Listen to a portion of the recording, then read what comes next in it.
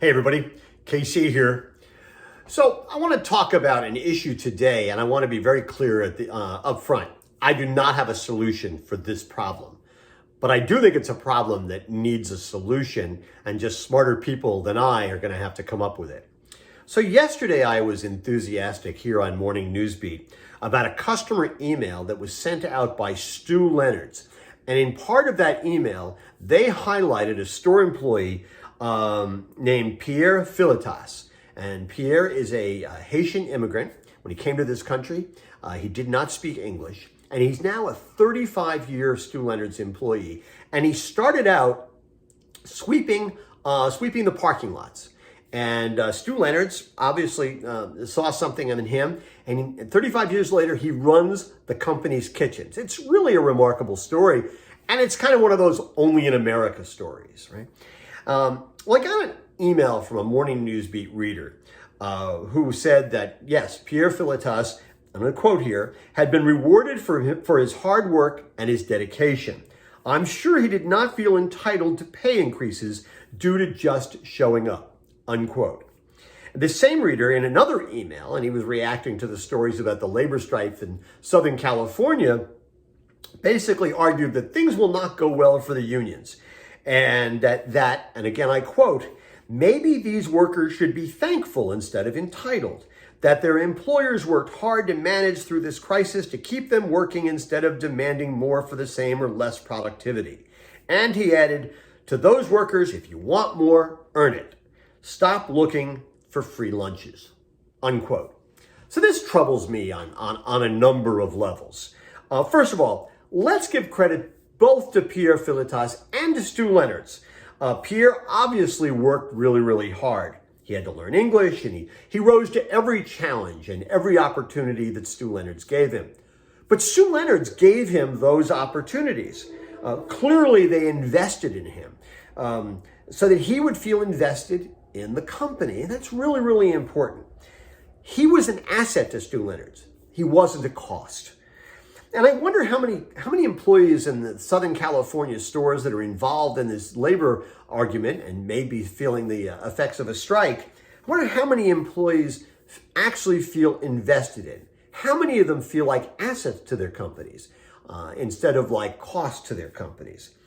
I also think it's utterly demeaning to say that any worker who is looking for an increase in compensation is looking for a free lunch, and that he should feel thankful rather than entitled. I don't know. That's demeaning to talk to employees that way. I hope the guy who's wrote this email to me isn't negotiating for any of those chains. When upper management looks for a compensation increase, are they accused of acting entitled, and they should really be thankful? Should they be thankful for whatever the company decides to give them? Are they looking for a free lunch? I don't think so. It's all really, really complicated, and I'm like I said, I'm not going to solve it here. But because let's use my home market here in Connecticut as an example. Okay, there's a one-store operation in my town that has completely different economic realities than a growing company like Stu Leonard's. Stu Leonard's has different realities to deal with than Wegmans, which has different realities to deal with than Costco, which has different realities to deal with than Trader Joe's, and all of those companies have different realities to deal with than, say, Stop and Shop, which is owned by Ahold Delhaize, right? Everybody has different realities they have to deal with. There is not one, a one size fits all solution. Some of them are private companies, some of them are public companies. Some are unionized, some are not. So everybody's dealing with different realities. I think it's important to recognize that. But you know what they do have in common? And they have this in common with all the companies in Southern California who might be affected by a strike. And in fact, with every retailer in the country, every food retailer in the country, they all have employees who, for the beginning days of the pandemic, were told that they were essential. That they were essential to keeping essential businesses running. Right? They were all told that. And I wonder if that's fading away a little bit. So it was interesting. There was a piece in Fast Company the other day that talked about how the federal minimum wage in the United States has not risen since 2009. It was set at $7.25 an hour that year and remains so today. Wall Street bonuses, on the other hand, have risen steadily. In 2021, the average Wall Street bonus was a staggering $257,500 on top of annual salary.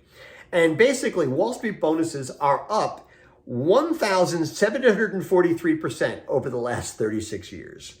Now, inequality.org, okay, and let's be clear, they have a dog in this hunt. They have a piece out in which they said if the federal minimum wage had risen at the same level as wages and compensation and bonuses for Wall Street workers, basically the minimum wage today would be $61.75. Okay. To be clear, because I get accused of this stuff all the time, I'm not arguing for a $61 minimum wage. I recognize the differences between companies. I recognize the differences between geographies. I recognize lots of different differences. It's hard to say one size fits all. That said, I think that the minimum wage in Manawi, Nebraska should not necessarily be the minimum wage in Los Angeles. And in fact, they're not. The minimum wage in Manawi, Nebraska is $10.50 an hour. Okay, the minimum wage in Los Angeles is this year going from $15 to $16. Okay, they're not the same. I just did a little checking because I was curious, and this is not scientific to be clear, but a one-bedroom apartment in Manawi, Nebraska goes for about $557 a month.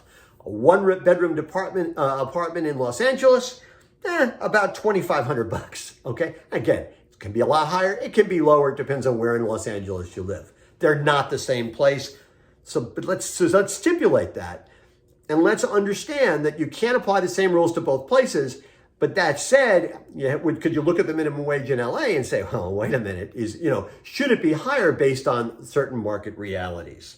The one thing is, I find myself wondering if nuanced conversations about these realities are actually taking place.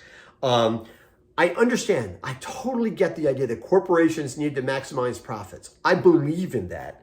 But I also recognize the need for a committed, invested workforce full of people like Pierre Filitas, who don't just come to work, but work their magic in the organization and help it grow. And in all the different ways that a person like that can do it. I'll bet you Stu Leonard's never looked at Pierre Filitas and said, how little can we give him and still get him to be thankful he has a job here? I bet you they never ever said that. Now, again, I know Stu Leonard's is not Kroger. It's not Albertsons. And listen, Stu Leonard Jr., in the same email that I referred to earlier, he makes the point, we're a family business. We can kind of do what we want. We don't have to report to Wall Street. So I get that their realities are different. But listen, their reality is different than running a company where if you're in charge, part of your compensation is going to be pegged to how low you can drive the labor factor throughout the organization. But I wonder how many people even recognize the irony of that statement. That's just the way it happens to be. Listen, I've argued here for some time that Amazon, which has its own labor issues right now, right? They ought to be using some of that today is day one philosophy, that whole today is day one mindset to attack the problem between management and labor, to rethink the relationship, to rethink compensation, to rethink the ways they come at this issue. But instead, they seem to be re-litigating or refighting old battles in Alabama and Staten Island, as opposed to coming to the problem by reframing the discussion of the problem, by rethinking the discussion and the economics and reinventing the paradigm. They have an opportunity to do this. And I think any company that can do that is actually going to have an advantage going forward. Look, like I said, I don't have a solution. I wish I did. But if all the players do, whether you're in management or labor, if all you do is kind of bring old world cynicism and thinking to the table, nothing's ever going to get solved in any kind of meaningful way going forward. And listen, here's the thing. I read all this stuff and nobody says anything that's not entirely predictable. Everybody seems to have staked out their positions and nobody's trying to be nuanced and innovative at how they come to this problem. But by the way, I actually do believe the companies have to take the lead on this because the people in charge of these companies are the leaders. So they have to show some leadership going forward. Listen, Indra Nooyi said it in our conversation, and she used it in a different context, but it's really, really important, I think, and it can be applied here. Companies have to future-proof themselves. And one of the ways you future-proof yourself going forward is to think about your people differently. Invest in them so they feel invested in the company.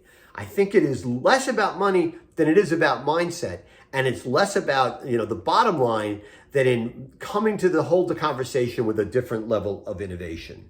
But I think it's important that companies have to be nuanced, they have to be caring, and they have to be investment-minded going forward.